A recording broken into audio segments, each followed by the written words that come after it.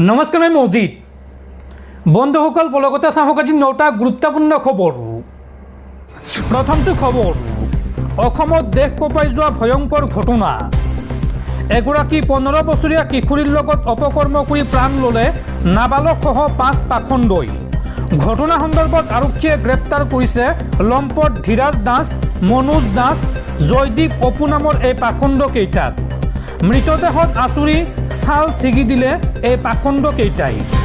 দেশ কঁপাই যোৱা এই লজ্জাজনক ঘটনা সংঘটিত হৈছে এইখন অসমত। অসমত দেশ কঁপাই যোৱা ভয়ংকৰ ঘটনা। 15 বছৰীয়া কিশোৰীক ধৰ্ষণ কৰি জীৱন শেষ কৰি দিলে 5 লম্পটে। ঘটনা সন্দৰ্ভত আৰক্ষীয়ে গ্ৰেপ্তাৰ কৰিছে কেইবাগৰাকী লোকক। মনোজ দাস, ধীৰাজ দাস, অপু মালাকৰ আৰু জয়দীপে সংঘটিত কৰিছিল এই জঘন্য কাণ্ড। 15 বছৰীয়া কিশোৰীক অত্যাচাৰ চলাই জীৱন শেষ কৰে এই 5 পাখণ্ডই। এই ঘটনাৰ মাষ্টাৰ মাইণ্ড অপু মালাকৰ আৰু মনোজ দাস। আৰু ইতিমধ্যে 5 অভিযুক্তক আটক কৰিছে আৰক্ষীয়ে। এজন নাবালক জড়িত হৈ আছে এই ভয়ংকৰ কাণ্ডত। হাইলাকান্দিৰ অলৈচৰাত সংঘটিত হৈছে এই জঘন্য কাণ্ড। মৰিয়াই মৰিয়াই 5 পাখণ্ডই শেষ কৰিছিল কিশোৰীগৰাকীৰ জীৱন। কিশোৰীগৰাকীৰ গুপ্তাংগতা আঘাত কৰিছিল এই পাখণ্ডকেইটাই। ঘটনা সন্দৰ্ভত ক্ষিপ্ৰতাৰে তদন্ত আৰম্ভ কৰিছে আৰক্ষীয়ে। পৰৱৰ্তী খবৰ, উগ্ৰপন্থী সংগঠন আলফা স্বাধীনত পুনৰ মক্ষম আঘাত। স্বাধীনতা দিৱসৰ প্ৰাকক্ষণত আত্মসমৰ্পণ উগ্ৰপন্থী সংগঠন আলফা স্বাধীনৰ 4 কেডাৰৰ। অৰুণাচল প্ৰদেশৰ লংডিং জিলাত আলফা আইৰ 4 কেডাৰৰ আত্মসমৰ্পণ। আছাম ৰাইফলছ আৰু লংডিং আৰক্ষীৰ ওচৰত আত্মসমৰ্পণ আলফা স্বাধীনৰ এই কেডাৰ কেইজনৰ। আত্মসমৰ্পণ কৰে অজয় অসম, বিপ্লৱ অসম, মনে অসম আৰু বলিন অসমে। আৰু এই কেডাৰ কেইজনে নিৰাপত্তা বাহিনীৰ হাতত জমা দিয়ে 4টা পিষ্টল আৰু 17 জাই সজীৱ গুলী।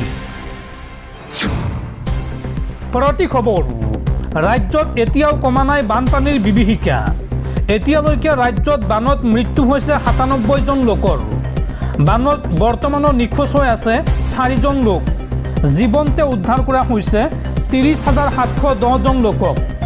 আৰু বানত সম্পূৰ্ণৰূপে ধ্বংস হৈছে 4,011টা ঘৰ। চলিত বানৰ 29 এপ্ৰিলৰ পৰা 6 আগষ্টলৈকে এই তথ্য প্ৰকাশ কৰা হৈছে। অসম ৰাজ্যিক দুৰ্যোগ প্ৰশমন বিভাগে সদৰি কৰিছে এই তথ্য।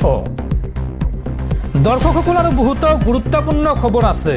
তাৰ আগতে আপোনাক জনাওঁ যে যদি আপুনি এতিয়ালৈকে এইটো ভিডিঅ'ত লাইক কৰা নাই তেন্তে এতিয়াই ভিডিঅ'টোত লাইক কৰি দিয়ক। আৰু এনেকুৱা ধৰণৰ ভিডিঅ' মই নিতৌ চাবলৈ চেনেলটো ছাবস্ক্ৰাইব কৰি কাষত থকা বেলাইকনটো প্ৰেছ কৰি ৰাখক। পৰৱৰ্তী খবৰ, E20 বিতৰ্কত ডুবি থাকোঁতে নতুন বিতৰ্কত কেন্দ্ৰীয় পথ পৰিবহণ মন্ত্ৰী নীতিন গাডকাৰী। এটা সপোনৰ ৰাস্তা, পথটো আমেৰিকাৰ ৰাস্তাৰ দৰে সুন্দৰ কৰিব বুলি ঘোষণা কৰিছিল নীতিন গাডকাৰীয়ে।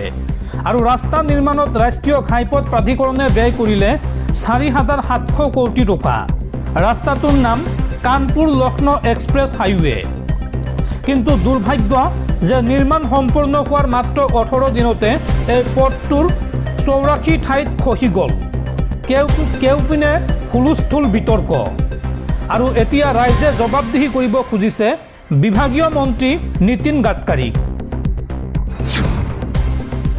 পৰৱৰ্তী খবৰ, সন্ধানহীন দেশৰ প্ৰধানমন্ত্ৰী নৰেন্দ্ৰ মোদী। অসমৰ বানপানীৰ সময়ত সন্ধানহীন হৈ আছে প্ৰধানমন্ত্ৰী নৰেন্দ্ৰ মোদী। এইদৰে গুৱাহাটীত পোষ্টাৰিং NSUL। পৰৱৰ্তী খবৰ, বন্যাতলৈ ঘোষণা কৰা 15,000 টকাৰ আৰ্থিক সাহায্য সাময়িকভাৱে স্থগিত। ভুৱা হিতাধিকাৰীৰ বেংক একাউণ্টত সোমাইছে বন্যাত্তৰ 15,000 টকা। ব্যাপক বিসংগতিৰ কথা স্বীকাৰ মন্ত্ৰী কেশৱ মহন্তৰ। অসমৰ বন্যাতলৈ ঘোষণা কৰা 15,000 টকাৰ আৰ্থিক সাহায্য সাময়িকভাৱে স্থগিত। বান সাহায্য প্ৰদানত ব্যাপক বিসংগতিৰ কথা স্বীকাৰ মন্ত্ৰী কেশৱ মহন্তৰ। বন্যাত্তই 15,000 টকা পাবলৈ বেংক একাউণ্টৰ সৈতে সংযোগ কৰিব লাগিব আধাৰ কাৰ্ড। একাংশ ভুৱা হিতাধিকাৰী বেংক একাউণ্টত সোমাইছে বন্যাতলৈ মুকলি হোৱা ধন। আৰু সাহায্য প্ৰদানত গাফিলতি কৰা চৰকাৰী বিষয়া কৰ্মচাৰীৰ বিৰুদ্ধে তদন্ত ঘোষণা। পৰৱৰ্তী খবৰ, বাৰ কৰ্তৃপক্ষই সুৰাপাইক পিকআপ আৰু ড্ৰপিং দিব লাগিব বুলি দিয়া নাই কোনো নিৰ্দেশনা। এই সন্দৰ্ভত বিভিন্ন মাধ্যমত প্ৰকাশিত বাতৰিক লৈ প্ৰশাসনৰ স্পষ্টীকৰণ। পৰৱৰ্তী খবৰ, দেশত আহি গ'ল নতুন আইন। এতিয়াৰ পৰা UPI ব্যৱহাৰ কৰিলে অৰ্থাৎ গুগল পে, ফোনপে, পেটিএম ব্যৱহাৰ কৰিলে আপুনি ভৰিব লাগিব অতিৰিক্ত চাৰ্জ। ৰাম মন্দিৰৰ ধন চুৰিৰ হুলস্থুলৰ মাজতে কৌশলপূৰ্বক টেক্সেশ্যন বিল পাছ চৰকাৰৰ। UPI লেনদেনত ছাৰ্ভিচ চাৰ্জ বহুৱাবলৈ চৰকাৰৰ নতুন আইনী যোজা।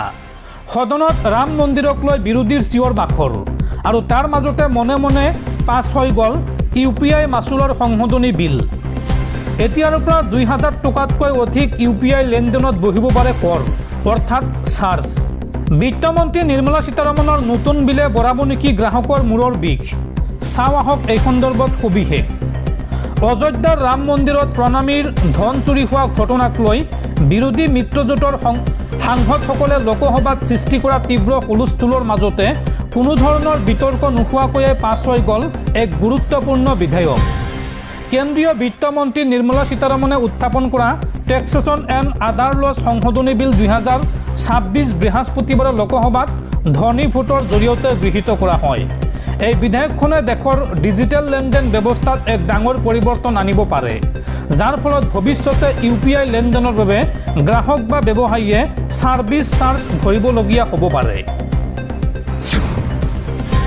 পৰৱৰ্তী খবৰ, অসমৰ বানপীড়িতসকলৰ বাবে বলিউড অভিনেতা ভাইজান ছলমান খানৰ বৃহৎ পদক্ষেপ। বন্যাত্মক নিৰ্মাণ কৰি দিব 500টা ঘৰ। অভিনেতা ছলমান খানে অসমৰ বানপীড়িত পৰিয়ালসমূহৰ পুনৰ সংস্থাপনৰ বাবে এক উল্লেখযোগ্য পদক্ষেপ গ্ৰহণ কৰিছে। বিভিন্ন সংবাদ মাধ্যমত প্ৰকাশিত প্ৰতিবেদন অনুসৰি ছলমান খানে স্বেচ্ছাসেৱী সংস্থা গ্লোবেল চিকক সহযোগ কৰি বানত গৃহহীন হোৱা লোকসকলৰ বাবে 500টা অৰ্ধস্থায়ী ঘৰ নিৰ্মাণ কৰাৰ সিদ্ধান্ত লৈছে। ছলমান খানৰ সমাজ সেৱামূলক সংস্থা বিং হিউমেনে ইয়াৰ পূৰ্বেও বানপীড়িত অঞ্চলসমূহত খাদ্য, অত্যাৱশ্যকীয় সামগ্ৰী আৰু অন্যান্য সাহায্য আগবঢ়াই আহিছে আৰু এইবাৰ সাহায্য অভিযানৰ দ্বিতীয় পৰ্যায়ত ক্ষতিগ্ৰস্ত পৰিয়ালসমূহক স্থায়ীভাৱে পুনৰ সংস্থাপন কৰাৰ ওপৰত গুৰুত্ব আৰোপ কৰিছে ছলমান খানৰ বিং হিউমেনে। প্ৰতিবেদন অনুসৰি অসমৰ আটাইতকৈ অধিক বান প্ৰভাৱিত অঞ্চলৰ অন্যতম শিৱসাগৰ জিলাৰ নেপালীখুটি গাঁৱত বৰ্তমানলৈকে প্ৰায় 220টা অৰ্ধস্থায়ী ঘৰ নিৰ্মাণ সম্পূৰ্ণ হৈছে। এই ঘৰসমূহ বাঁহ আৰু টিনৰ চাল ব্যৱহাৰ কৰি নিৰ্মাণ কৰা হৈছে। বানপ্ৰৱণ অঞ্চলৰ প্ৰয়োজনীয়তা আৰু পৰিস্থিতিৰ কথা মনত ৰাখি ঘৰসমূহ বিশেষভাৱে নক্সা কৰা হৈছে, যাতে বানৰ সময়তো পৰিয়ালসমূহ তুলনামূলকভাৱে সুৰক্ষিতভাৱে বাস কৰিব পাৰে। সংস্থাটোৰ তথ্য অনুসৰি এই পুনৰ সংস্থাপন প্ৰকল্প পূৰ্বৰ পৰাই তেওঁলোকৰ সাহায্য অভিযানৰ অংশ আছিল। এই সন্দৰ্ভত অভিনেতা ৰণদীপ হুদাক ঘটনাস্থলীত সক্ৰিয়ভাৱে সাহায্য কাৰ্য চলোৱা দেখি ছলমান খানে এই অভিযানত সহযোগিতা আগবঢ়োৱাৰ সিদ্ধান্ত লয়। প্ৰতিটো ঘৰ নিৰ্মাণত ব্যয় হ'ব প্ৰায় 40,000কৈ টকা। সূত্ৰসমূহে জনোৱা মতে ৰণদীপ হুদাই ছলমান খানক গ্লোবেল চিকৰ সাহায্য অভিযানৰ বিষয়ে অৱগত কৰে। এই অভিযানত প্ৰায় 70জন স্বেচ্ছাসেৱক দিনে ৰাতিয়ে কাম কৰি আছে। সংস্থাটোৰ প্ৰতিষ্ঠাপক অমৰপ্ৰীত সিঙে ছলমান খানক জনায় যে প্ৰতিটো অৰ্ধস্থায়ী ঘৰ নিৰ্মাণ কৰিবলৈ প্ৰায় 35,000ৰ পৰা 40,000 টকা ব্যয় হয়। এই তথ্য লাভ কৰাৰ পিছতে ছলমান খানে সংস্থাটোৰ সৈতে মিলি 500টা ঘৰ নিৰ্মাণৰ সম্পূৰ্ণ দায়িত্ব লোৱাৰ সিদ্ধান্ত গ্ৰহণ কৰে। সাহায্য অভিযান সন্দৰ্ভত অমৰপ্ৰীত সিঙে সংবাদ মাধ্যমক জনোৱা মতে কিছুদিন পূৰ্বে ছলমান খানে তেওঁলোকৰ সৈতে যোগাযোগ কৰি কৈছিল, আপোনালোকে চিন্তা নকৰিব। তেওঁ আৰু জনায় যে ইতিমধ্যে সম্পূৰ্ণ হোৱা 220টা ঘৰ বানপীড়িত পৰিয়ালসমূহৰ হাতত হস্তান্তৰ কৰা হৈছে। সংস্থাটোৰ দক্ষ স্বেচ্ছাসেৱক দলটোৱে এদিনতে 8ৰ পৰা 10টা ঘৰ নিৰ্মাণ কৰাৰ সক্ষমতা ৰাখে। ফলত অহা কিছুদিনৰ ভিতৰতে 500টা ঘৰ নিৰ্মাণৰ লক্ষ্যও পূৰণ হোৱাৰ আশা প্ৰকাশ কৰা হৈছে। আৰু এই পদক্ষেপে অসমৰ বানত ক্ষতিগ্ৰস্ত শতাধিক পৰিয়ালৰ বাবে কেৱল আশ্ৰয়ৰ ব্যৱস্থা কৰাই নহয়, নতুনকৈ জীৱন আৰম্ভ কৰাৰ এক আশাৰ বতৰা কঢ়িয়াই আনিছে। পৰৱৰ্তী খবৰ, 40 বছৰৰ পাছত দেশৰ সুপ্ৰিম কোৰ্টে বন্ধ কৰি দিলে বোফৰ্ছ গোচৰ। মিছা অপবাদৰ বোজা মূৰত লৈয়েই পৃথিৱীৰ পৰা আঁতৰি গৈছিল প্ৰয়াত প্ৰধানমন্ত্ৰী ৰাজীৱ গান্ধী।